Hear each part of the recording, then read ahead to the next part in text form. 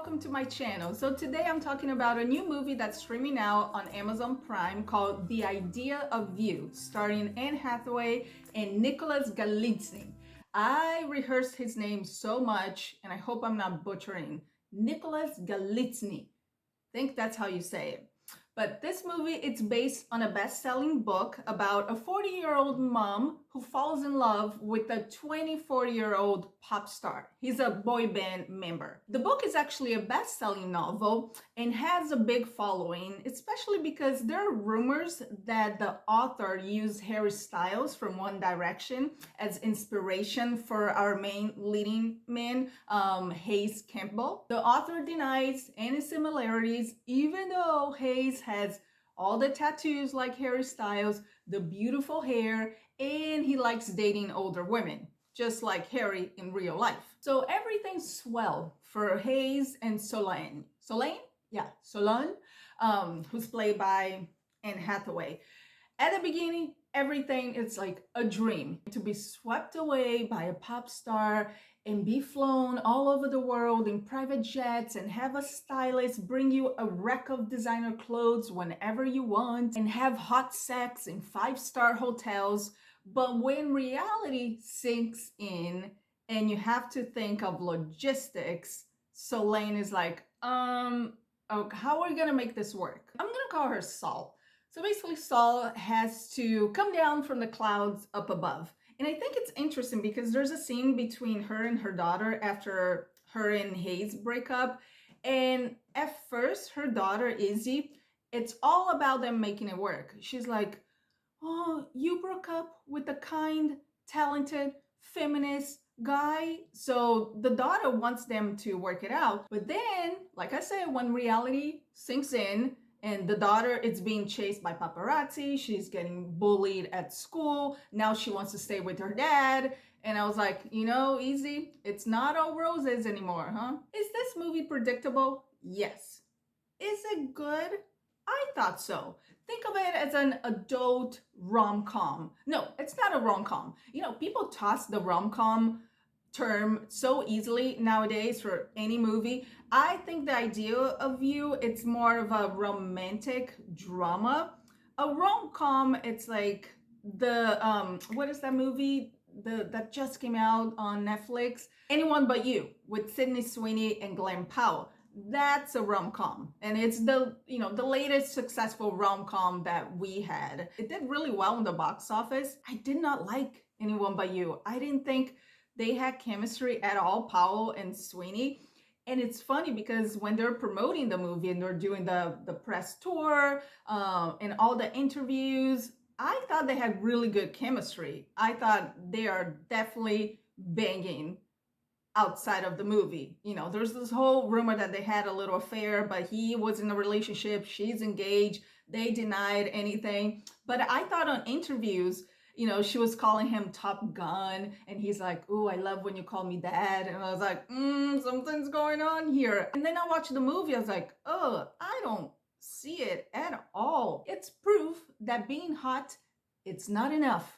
Like on their own, Powell and Sweeney, they're fine, but together, I didn't think they were appealing. So the movie was like, meh. It had a really good supporting cast, and the plot had potential.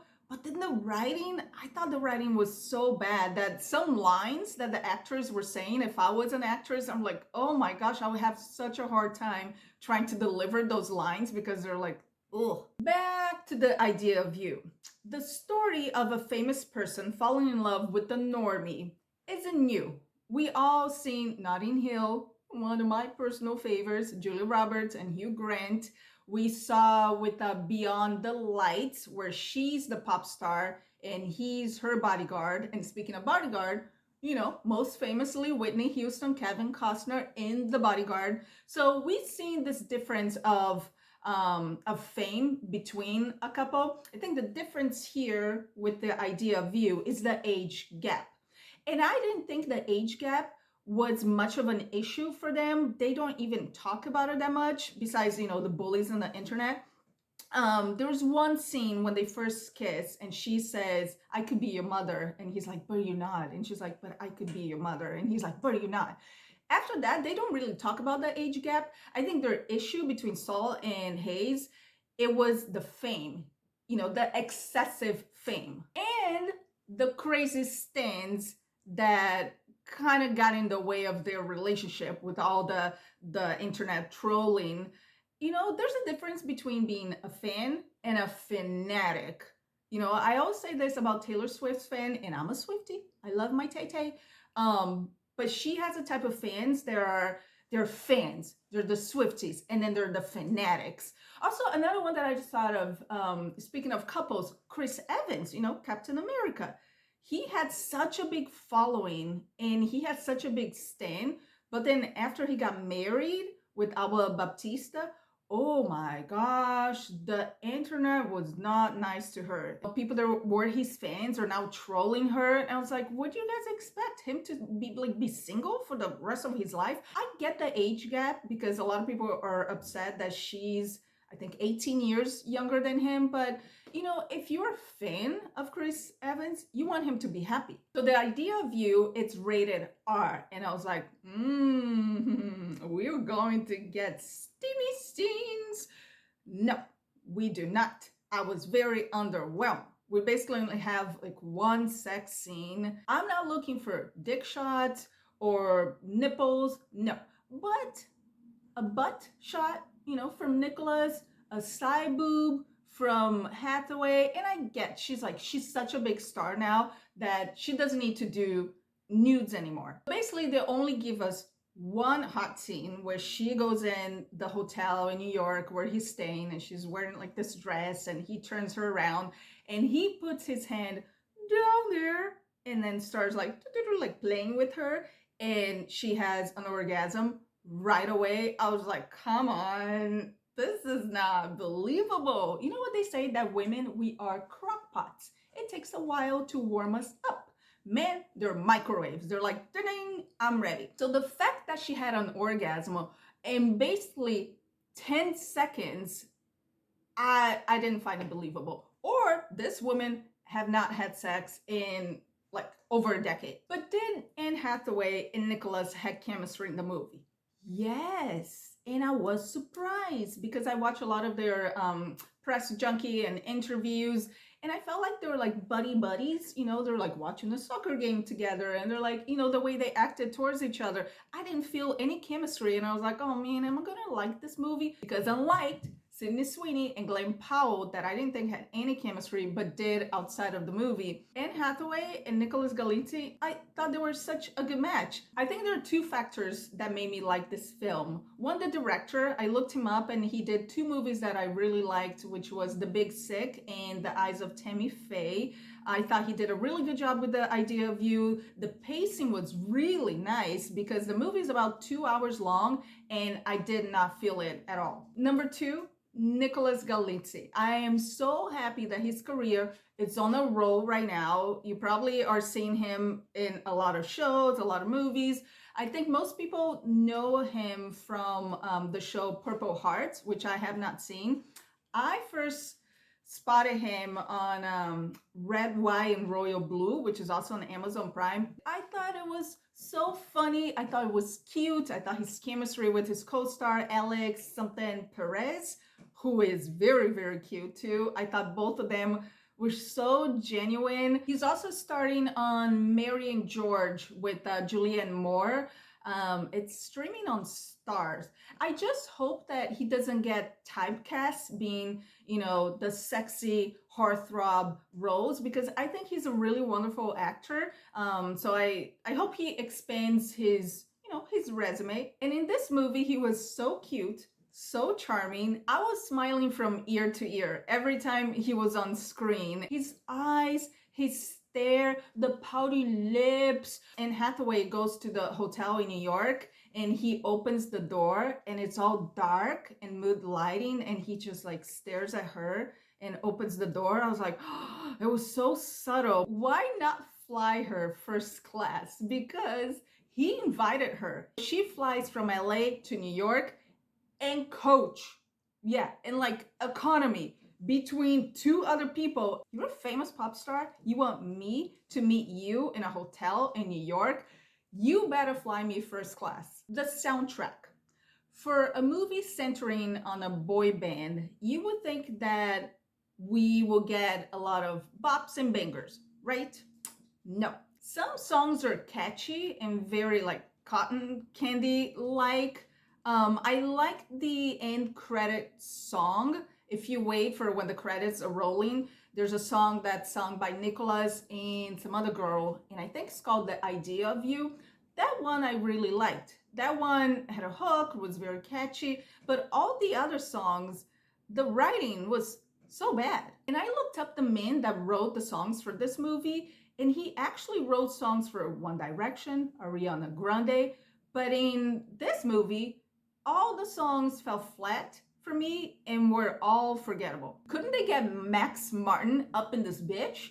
You know, Max Martin, he wrote probably all Backstreet Boys songs, some of like Britney Spears, Christina Aguilera. And speaking of getting someone from, you know, the 90s or 2000s, the dancing from August Moon, who's the band in The Idea of You, was awful. Couldn't they get like a famous TikToker to choreograph the movie? At Coachella, I didn't like, not even in the music video where Soul, she's watching on YouTube one of their music videos. I'm like, what kind of dancing is this? You know who they should have brought? Fatima Robinson. She also choreographed a lot of Backstreet Boys tours. She worked with Aaliyah, Michael Jackson, and so on. Fatima Robinson. About the ending, I don't think it's a big spoiler because I think most people that are watching this video already read the book, saw the movie, or don't care if it's going to be spoiled. They go separate ways. You know, she couldn't handle the paparazzi outside of her house, the fame, the bullying on the internet. And he says, let's reconnect in 5 years. He said, you know, my fame will die down. No one will care about me. Izzy will be in college, living her best life. And then Saul tells him, okay, but if you do get a chance at happiness, take it. And I will too. So they're allowed to, you know, see other people. 5 years later, she's watching TV. She sees him in at the Graham Norton show, and he's like singing the song acoustic, and he's looking all scruffy and older. That song has one line that I liked. It said, "We tried it your way. It's not too late to try it my way," which means that, you know, she wanted to split and spend 5 years apart, and he wanted to reconnect 5 years later. That's what he said on the song, let's try my way now. And then he goes to her art gallery and sees her. You know, it's almost like a Notting Hill moment, but with no, you know, no dialogue. I think either make this relationship just a fling, people come into your life either for a season, for a reason, or for a lifetime. Maybe Hayes came into her life for a reason, to, you know, show her that she still got it, even though, you know, she was heartbroken by her ex-husband cheating on her and leaving her, giving Saul like a boost of confidence. And it's okay if they parted ways. You know, there is the age gap that they have to talk about. Is she done having kids? Would he want kids in the future? Like, I would have been okay if they went separate ways and she was watching TV and just looking at him, reminiscing of all the good times that they had. And I thought that she actually had found someone, you know, closer to her age, that already had his own kids or didn't want kids. And she was living, you know, a good life in LA. And he was still like not a D-list celebrity, but still up on his game because he's touring nonstop. And I thought it was going to be it. For me, they just wasted 5 years of their lives of not being together because nothing has changed. He's still famous. She's still in LA. The one thing that changed for her is that Izzy, her daughter, is in college.